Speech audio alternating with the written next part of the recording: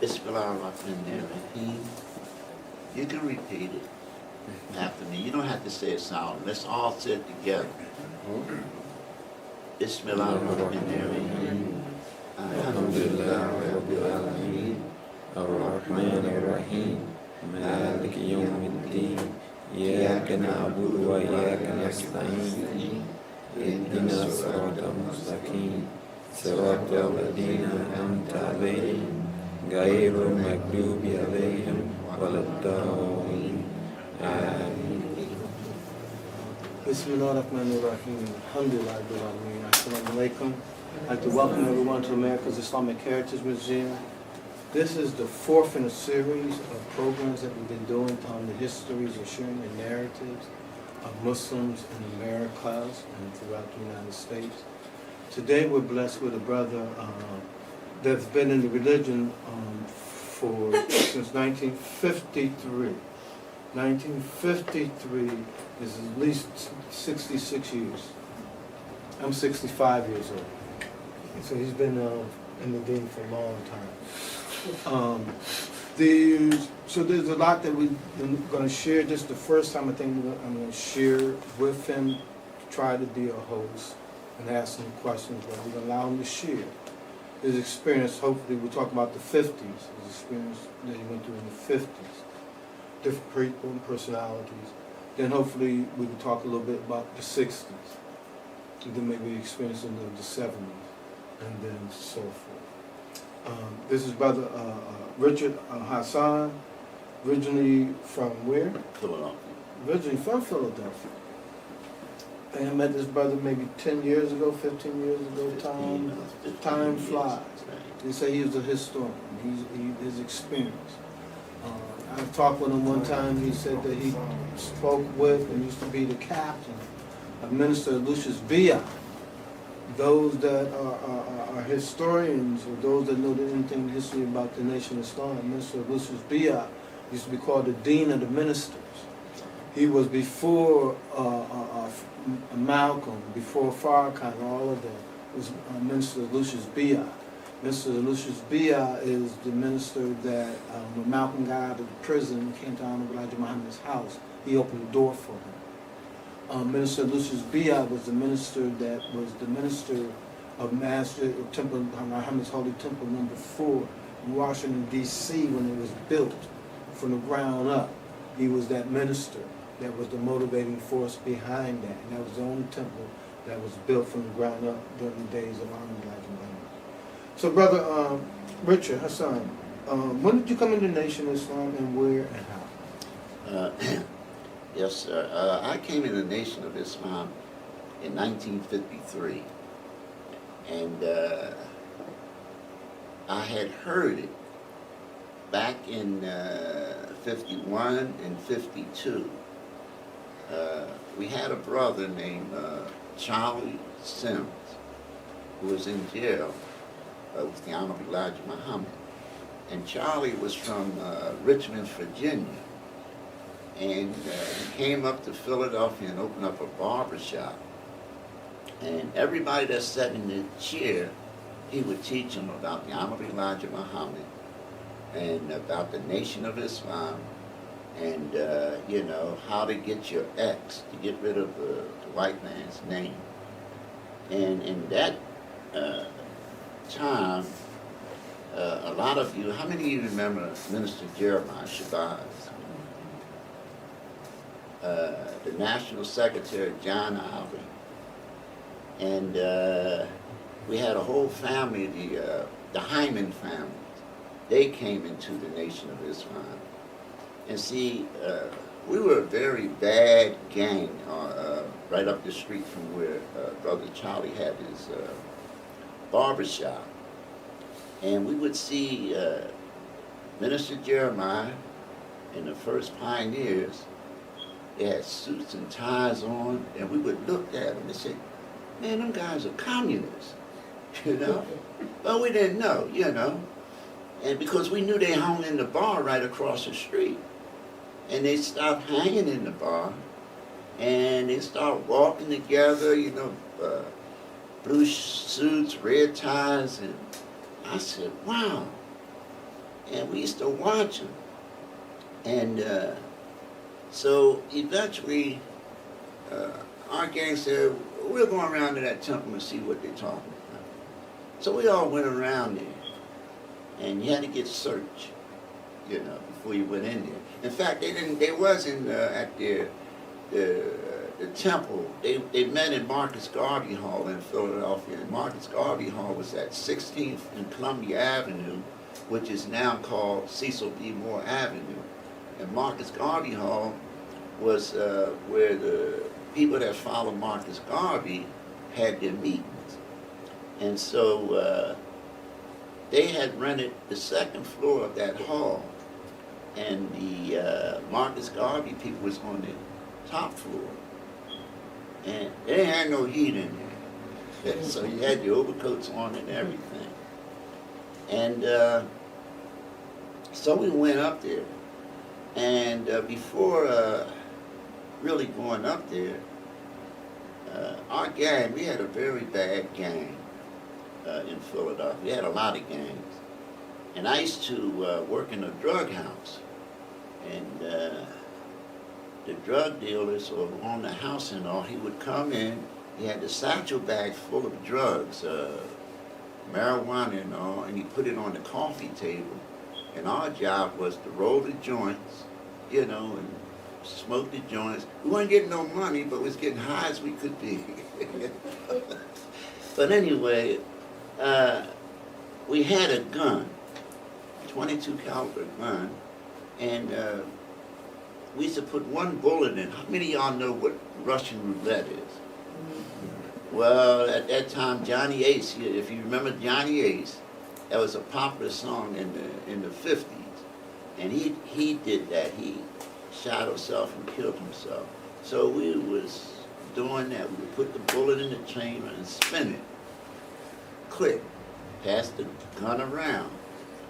And the night that I wasn't there, my very best friend, he got it.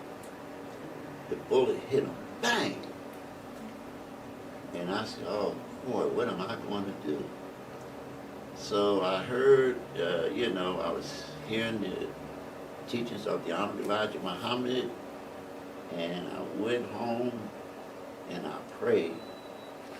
First I prayed to Jesus, then I prayed to God, and I prayed to Allah.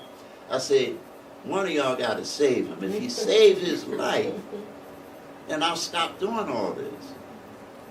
And this was in 1953.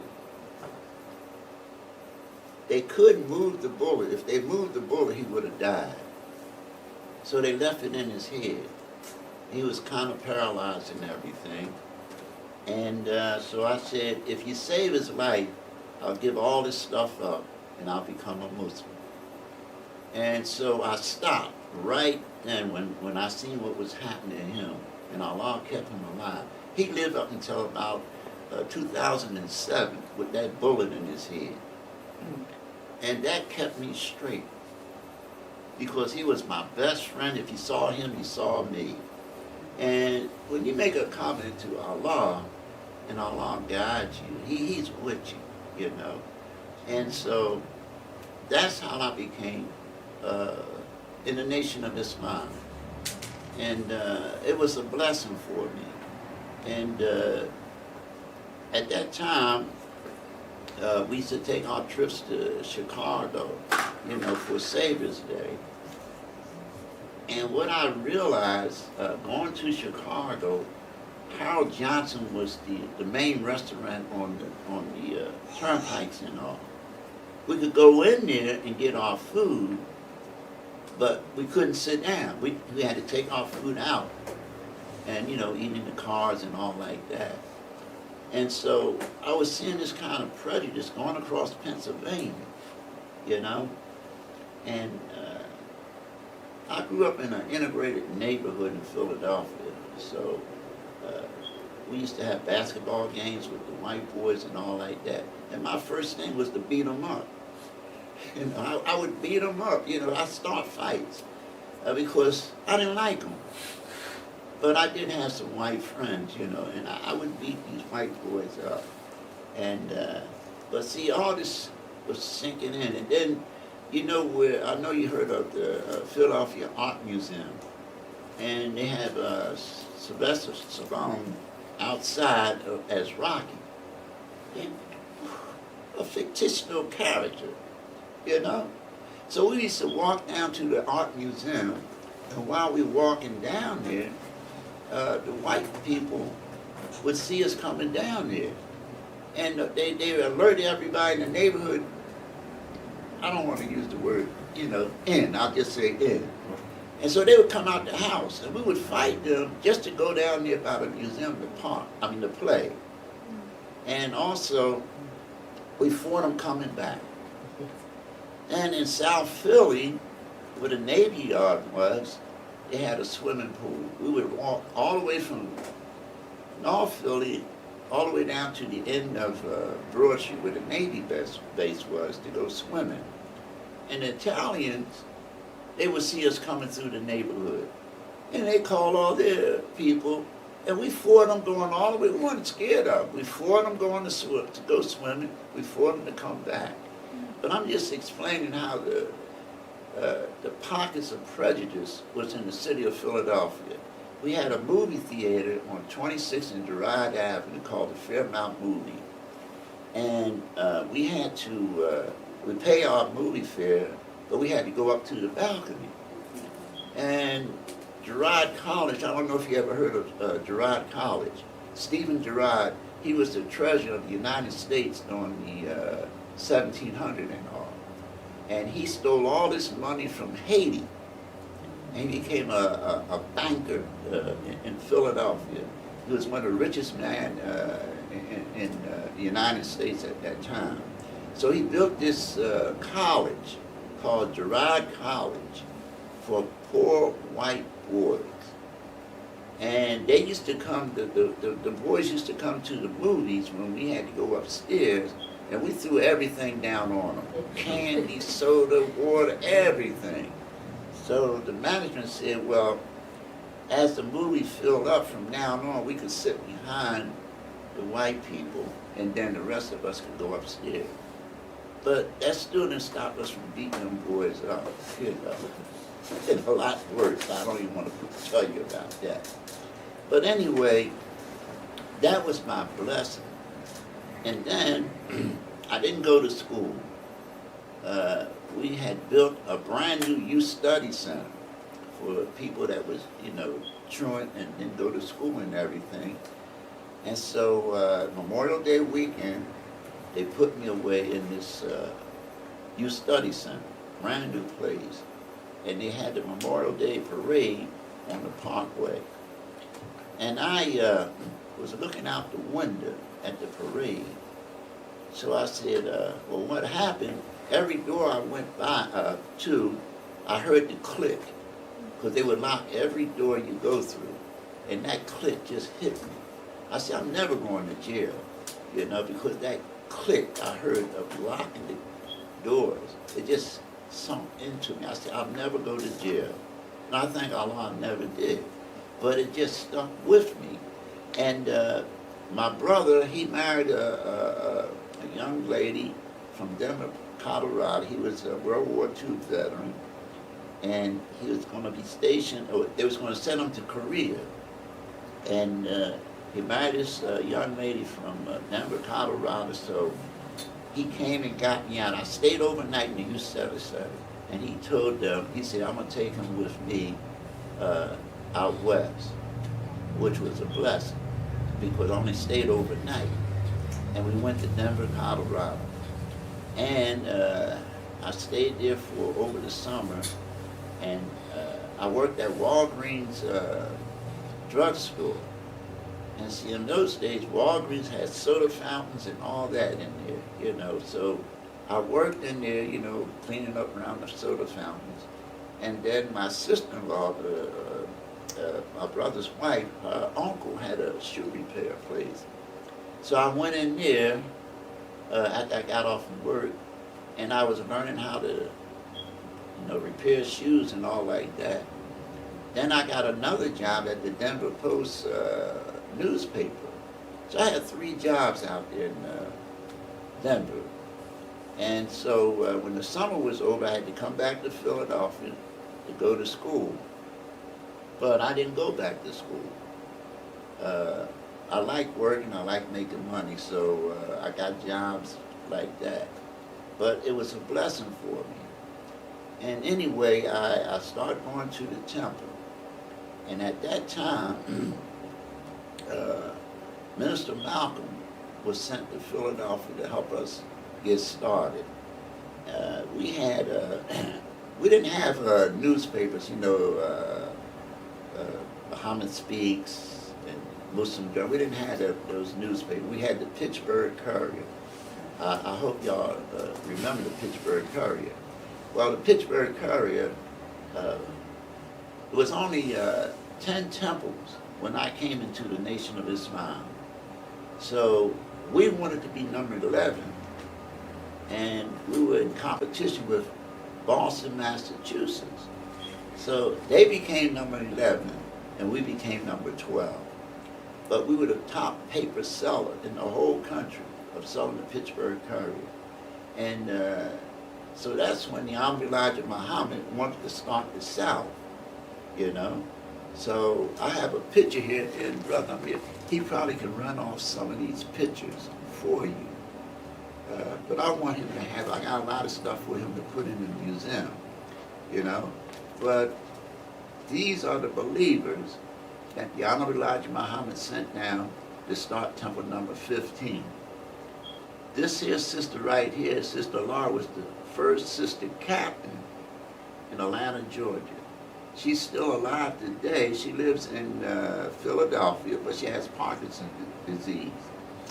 And most of these people you see on here, some of them have returned to Allah, some of them might still be alive. I heard someone moved to San Francisco and everything.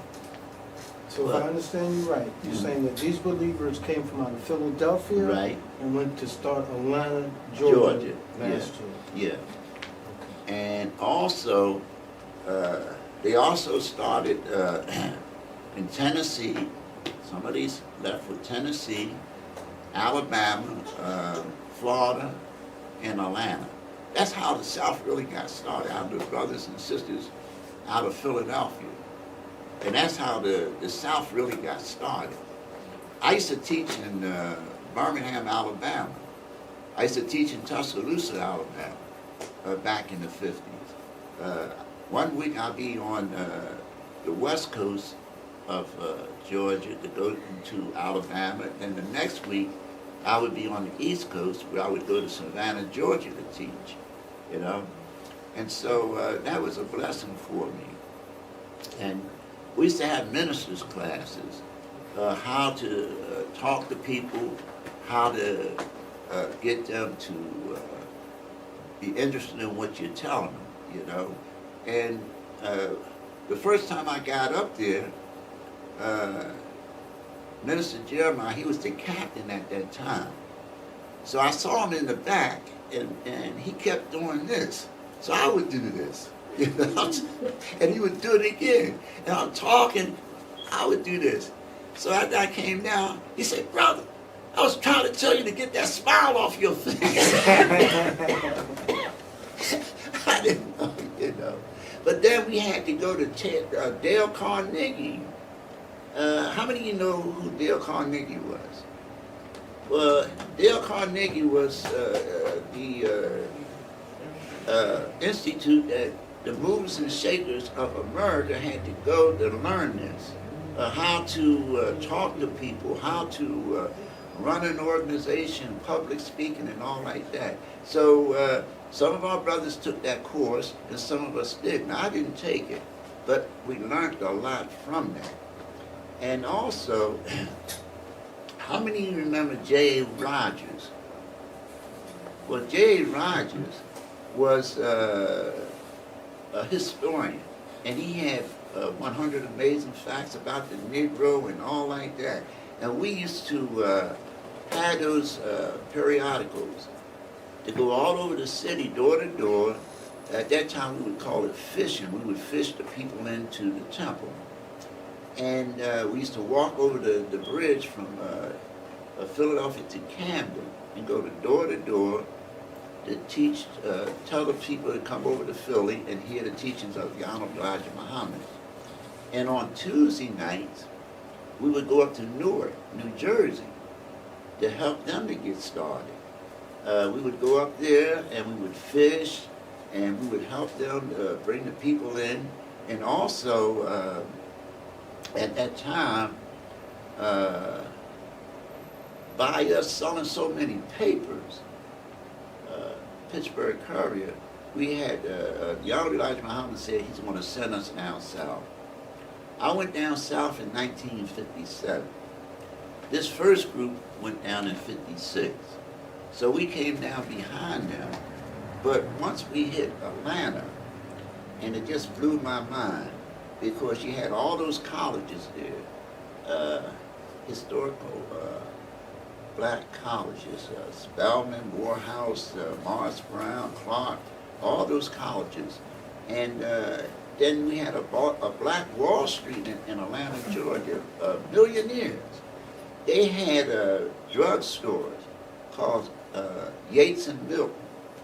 And Yates and Milton was something like your Rite Aid or CVS. African Americans owned all that. So, you know, they kept their money among themselves, you know.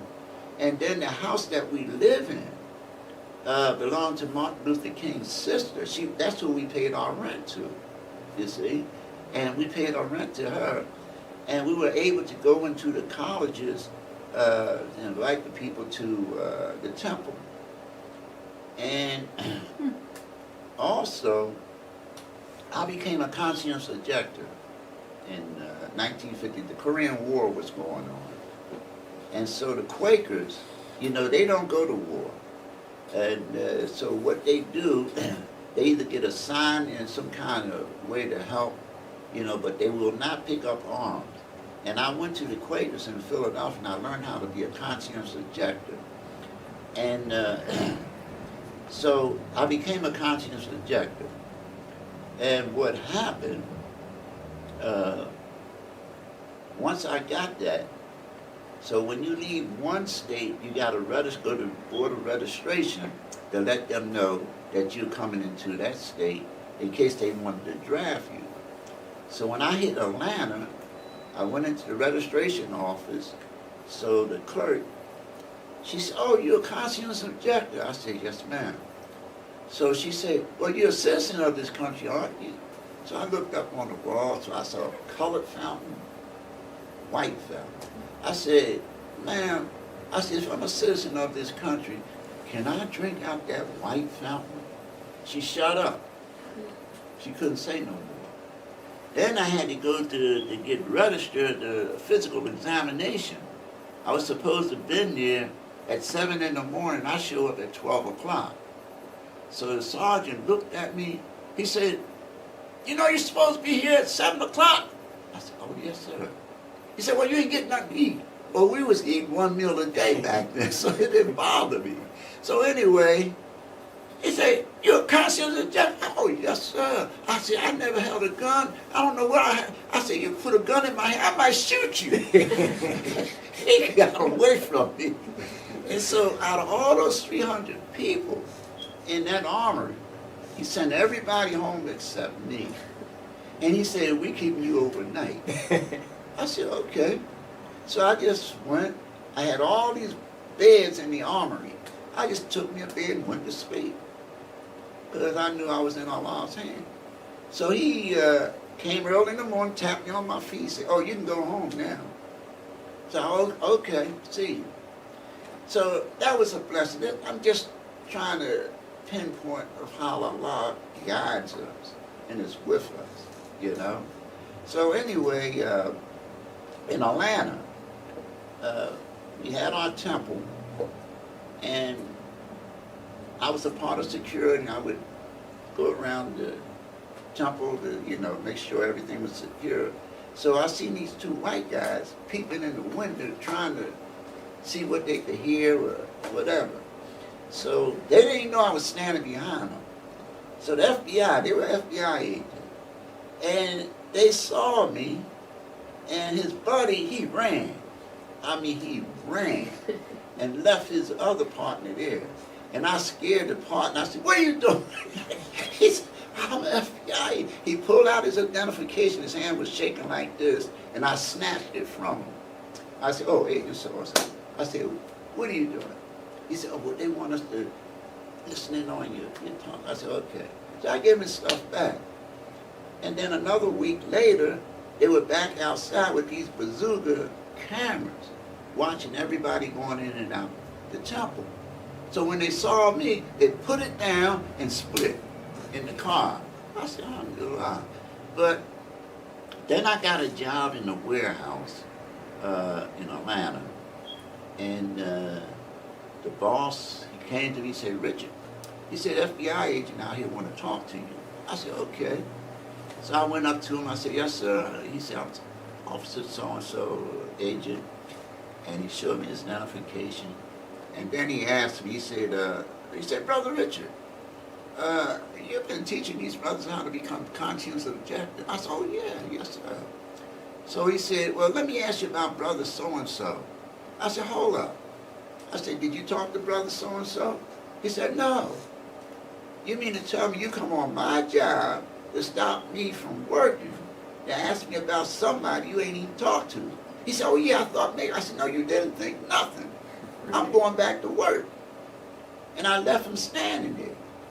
So the boss came up to me, he said, you know what I told that agent, Richard? I said, what?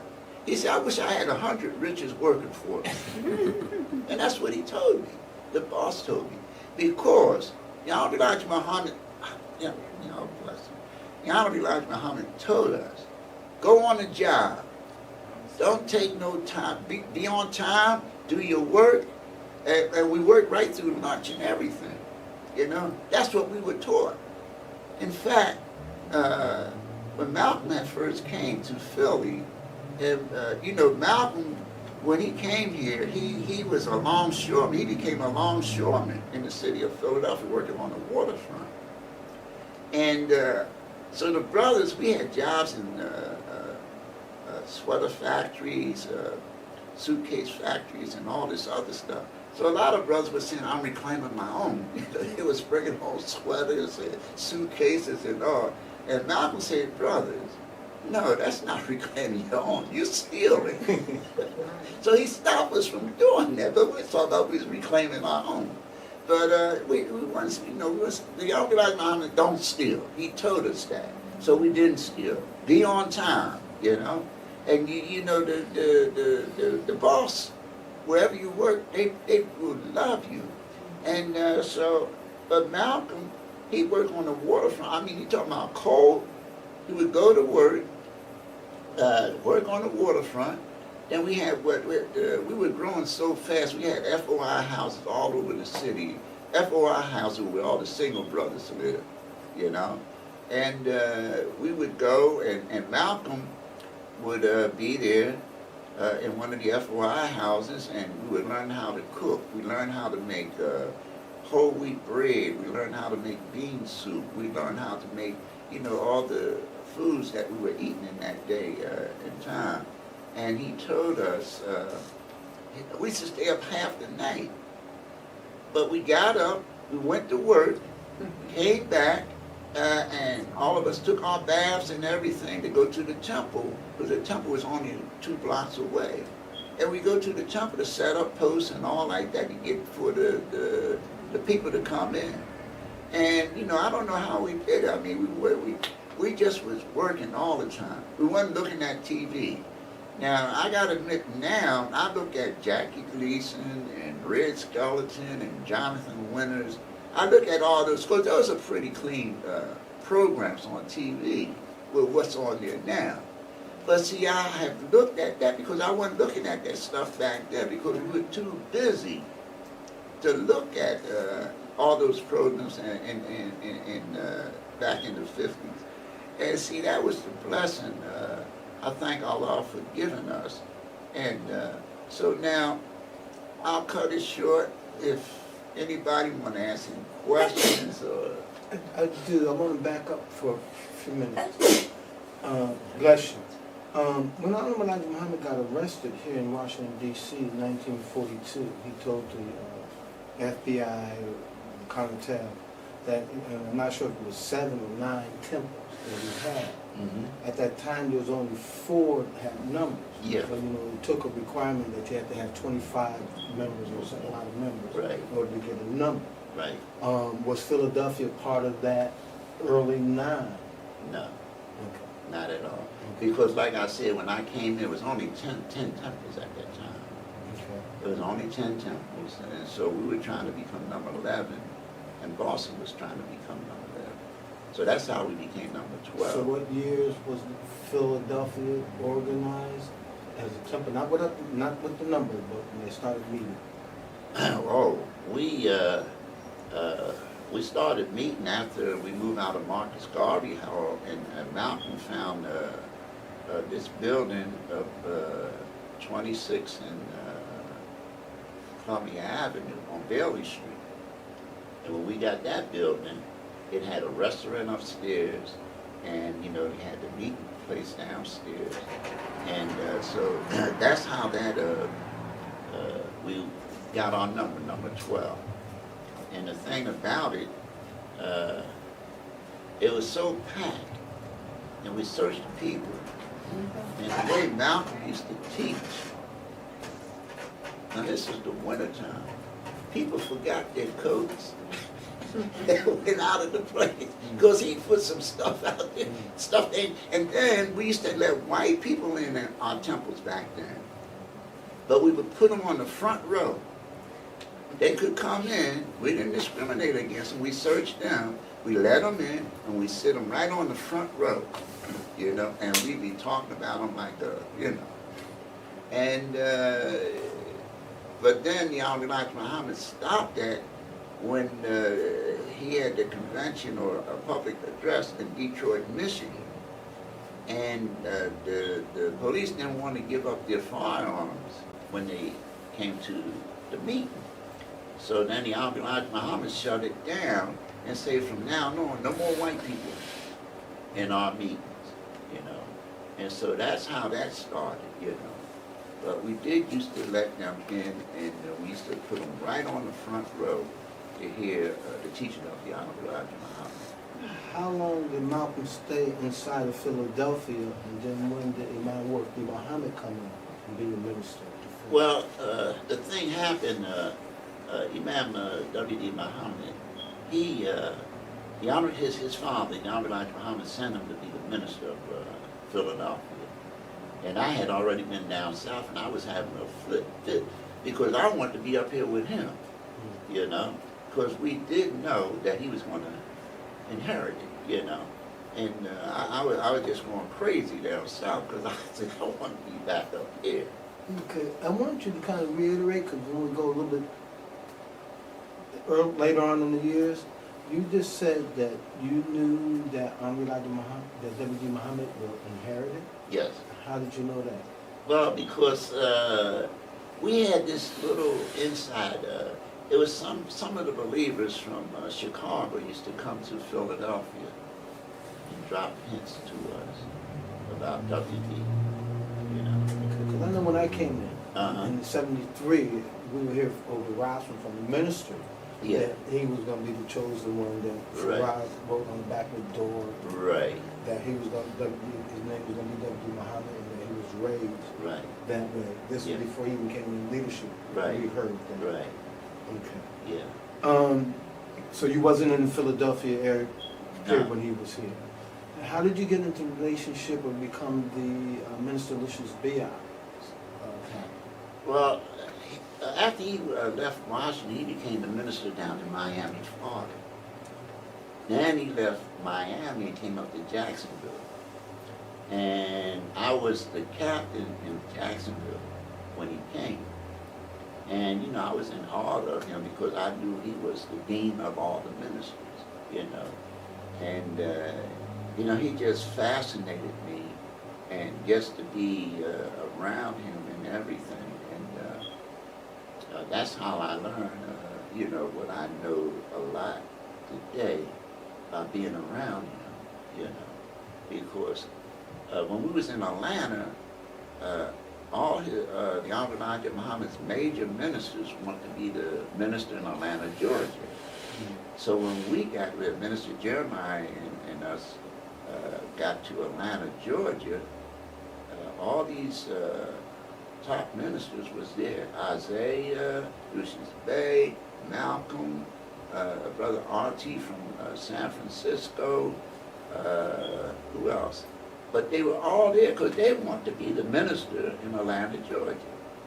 But the Honorable Elijah Muhammad made Jeremiah Shabazz the minister, you know, in Atlanta, Georgia. And I'm trying to pull up Hussein from Pittsburgh. He come from a prominent family in Atlanta, Georgia. He was here too when we got here. So he knew people in Atlanta that maneuver us around. Okay, for the audience that's listening now, this Hussein in Pittsburgh. This is that Hussein that Malcolm stayed with for a little while. This is that Hussein that Youngstown, like Wally Baha, a lot of the Ohio Right. people Right. had that, he had that influence upon. Yes. Yeah. My other question, what was this, some of the ministers, popular ministers of the 50s, then I'm gonna ask you what were some of the popular ministers of the 60s? Because Malcolm was nothing but the link in the chain. And so I just wanted us to hear some of the other links of that chain. Well, the main ones were Minister Lucius, Isaiah Kareem, and I just lost somebody. Son of Thunder, James Shabazz. Well, yeah, he when he was made the minister in Newark, and they made me officer of the day, so he came to Temple number 12 that Sunday to teach, and he was telling me he was going up to Newark to become the minister, and so what I did, I took him to our FOI house so he could study and get his rest, so I could take him to the temple. And the same for Louis Farrakhan. The first time he came to Philly, I was officer of the day, and I took him to our Unity House so he could refresh him, so he could give the lecture talk. And but we at that time we was just we was grown.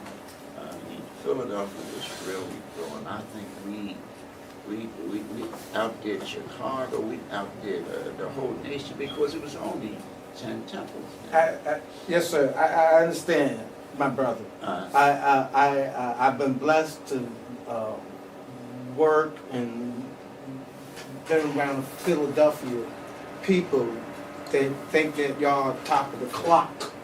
You know, that y'all made us. Yeah. But, you know, I have in defense of number 1, number 2, number 3, number 4, number 5, number 6, number 7, before all of y'all, number 12 came. Yeah. You know, number 4 played a pivotal role. I've heard you, I know Isaiah Kareem came about D.C., Son of Thunder, James Shabazz. Yeah. Sultan Muhammad, who was the first national spokesperson, which you just shared. Minister Lucius B.I. Yeah. was here. Minister Lonnie Shabazz, the first mathematician, doctor. So I don't want, leave out that four-corner base. No, element. no, I know, no. I got to live in this town. I know. When y'all leave. Yes, No. sir. Brother Richard, tell them about the Ku Klux Klan and the Nation. Oh yeah, in Atlanta, Stone Mountain, Georgia was the headquarters of the Ku Klux Klan. And so we were selling the Pittsburgh Courier at that time. So the Klan, they wrote the Honorable Elijah Muhammad a letter and said that these people, they don't want our women. They want to separate. The Honorable Elijah Muhammad was saying, give us so many states and all like that. So at that time, Stone Mountain African Americans would go nowhere near Stone Mountain because it was the Klan's headquarters.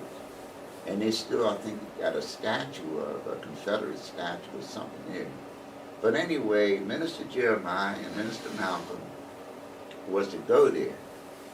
But Malcolm got called back to Chicago for something. So Minister Jeremiah and another brother went. And the Klan, J.B. Stoner, he sent Jeremiah a special card. He said, if any cops or anything, sheriffs, stop you, just show them this card, and they won't bother you. So when he came up in that area, he did pull out the card, and they just let him go right on through. And Jeremiah and the brother, they went there, and J.B. Stone said, now see, these niggas, they don't want our women. You know, he told them all that, you know. And see, that was when I was learning how to be to teach and talk, you know. And so they left me to talk that night. And I was so nervous, you know, because I really, you know, I knew how to holler about the white man, the devil, and all like that, but just to keep people's attention, you know, it's not that easy to stand in front of people because people are looking at you and everything. And so anyway, they left me to teach that night, and it was successful for them when they went to Stone Mountain. And they came back and explained to me. I said, oh, that's where y'all went. You know, I was surprised, you know. And I saw the card that say, let these, they're good people, you know, because they don't want to, and they just, and so we was blessed at that time, you know. Any other questions? Tell me about Muhammad Ali. Yeah, when I was in Florida, I was in Jacksonville, and he was Cassius Clay at that time. So Malcolm had got put out, and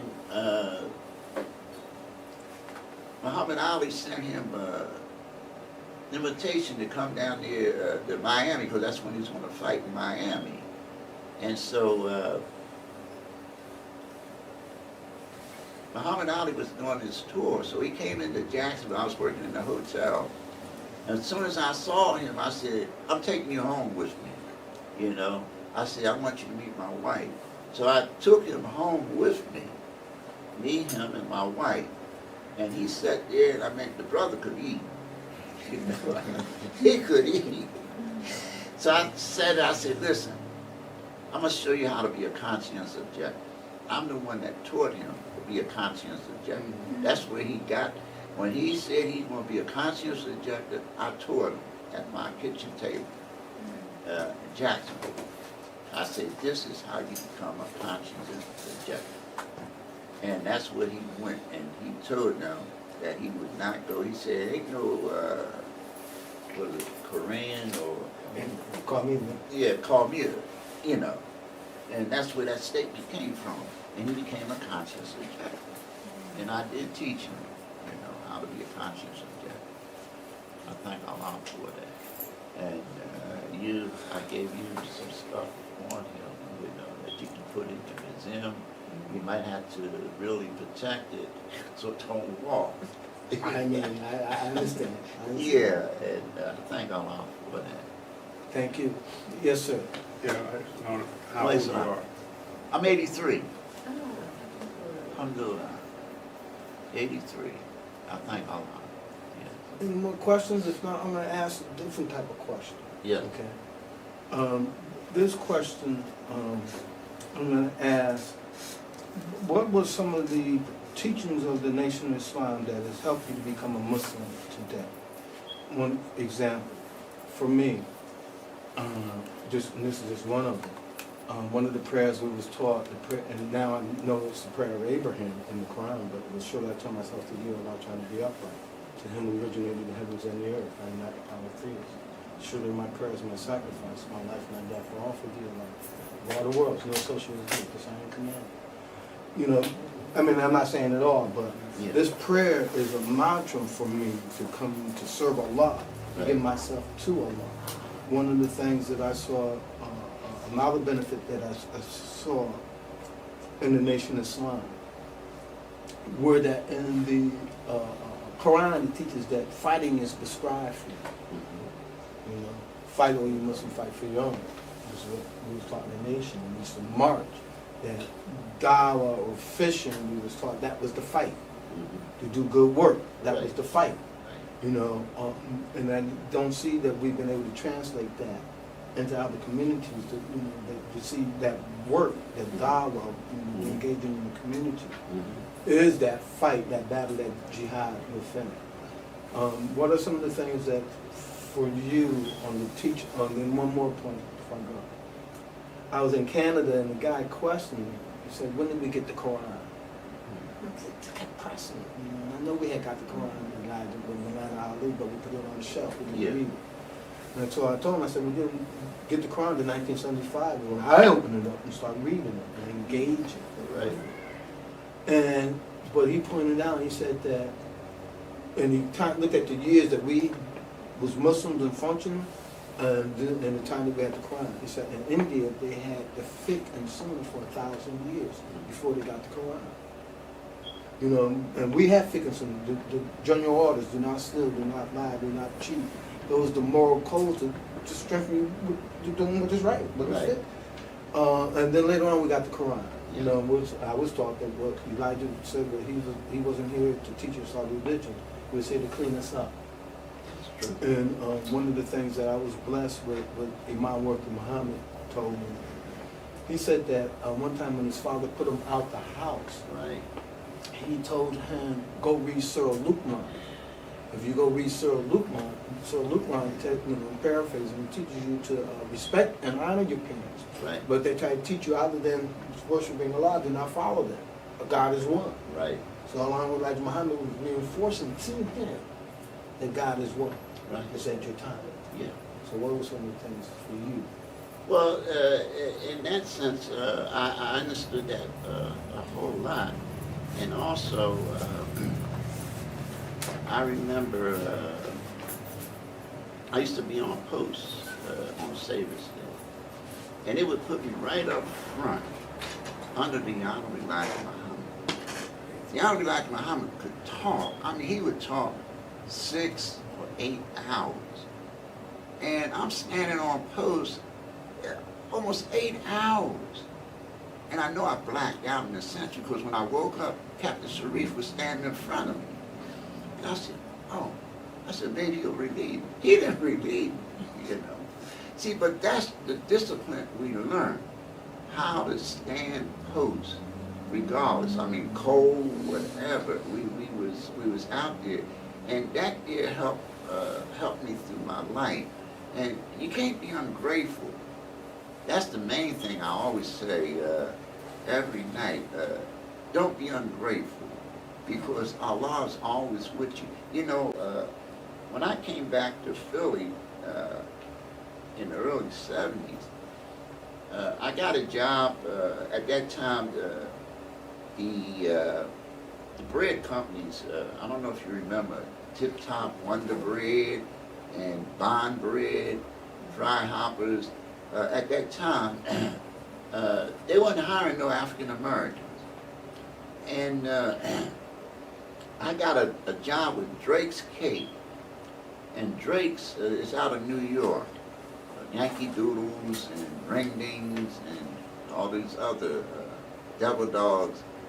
And so I was one of the first African Americans to work with this company. And so then Entenmann's Cake came into Philadelphia. Entenmann's was out in Long Island, New York. And so they needed drivers and people and all like that. So I got a job with them because most of our managers went with Entenmann's. They left Drake's and went with Entenmann's. And when I got this job with Entenmann's, and King of Prussia was the way we would go back to the depot, I fell asleep. And next thing I know, I'm driving the truck. Allah was driving the truck. The angels was driving the truck. because I fell asleep. I had the toll ticket in my hand, going almost near Hershey, Pennsylvania, and I woke up. And I thank Allah, I didn't have no crash or anything. That truck went straight to the toll in Hershey, and I turned back around. I said, I'm going to ask the guy that gave me the ticket, what did I look like? How did I get that ticket? You know, I wanted to know. But I couldn't get across the traffic because it was near rush hour. So I couldn't get on the other side to ask him all that. But see, this is what stands out with me in remembering how Allah has always blessed me, you know, to come this far in my life. And I'm always grateful. I'm looking at all these pictures on the wall. I'm crying inside because this is our history. This is our history. And America is the promised land for us. This is what Allah wants us to have, you know? And I mean, you just can't give up hope. All the people that lost their lives and everything, they established Islam in America. And we're so blessed today. And I thank Allah for that. So, I mean, you know, I hope I answer your question indirectly, you know, but I thank Allah for We it. thank Allah for you. Yeah. Any other questions? Any other last words that you'd like to share with us? Those out on YouTube and those out on Facebook. Well, just hold on to the handle that will never break. And don't think that you, Allah has forgotten you. And always try to do a good deed every day. Try to feed a homeless person, you know. And, you know, I know we got people out there still begging and all that. Oh, give them $1, you know, give them $2. Or go into the fast food place and buy them something so that they don't sell it, you know, take that money and get high off it or drink. Just go in there and buy them a lunch or something and give it to them, you know. Always do a good deed every day. And Allah will reward you for that. So I thank everybody here. And I'm really touched, you know. I'm very emotional right now, and just to see your beautiful faces. And I hope that, you know, we have said something that can touch you. And I thank Allah for it. Assalamu alaikum. Takbir! Takbir! Takbir! Allahu Akbar. You know, I'm honored to be able to honor a pioneer. You know, a pioneer in the nation, a pioneer as an old brother. Because don't too many of us make it this age. You know, and be in the spirit and have the energy that you have. We thank Allah for your efforts. And we thank you. Assalamu alaikum wa rahmatullahi wa barakatuh.